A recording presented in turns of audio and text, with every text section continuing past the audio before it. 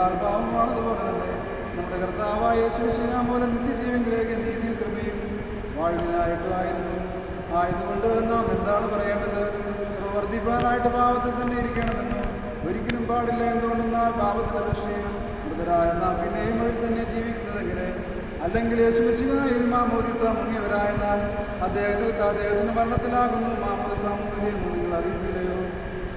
യേശുമിശിഹാ പിതാവിന്റെ പ്രഭാവത്തോടുകൂടി മരിച്ചവരുടെയും പുനരുദ്ധാനം ചെയ്തത് തന്നെ നാമം പുതിയ ജീവനിൽ സഞ്ചരിപ്പാൻ തന്നെ മാമോദിസ രൂപമായ മരണത്താൽ അവിടുത്തോട് ഒരുമിച്ച് സംസ്കരിക്കപ്പെടുകയും ചെയ്തു. ആമീനായ ബാലകമോ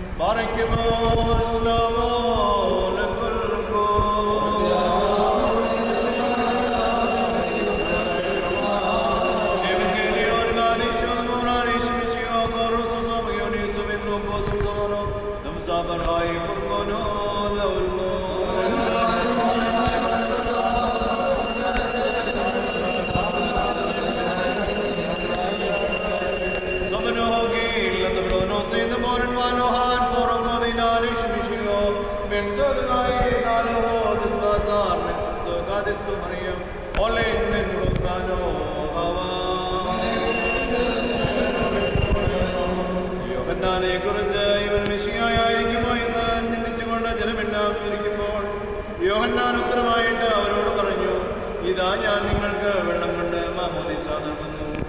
എന്നാൽ എന്നെക്കാൾ ബലവാനായവൻ വരുന്നുണ്ട്. അവന്റെ ചെരുപ്പുകളുടെ വാറുകൾ അഴിപ്പാൻ പോലും ഞാൻ യോഗ്യനല്ല.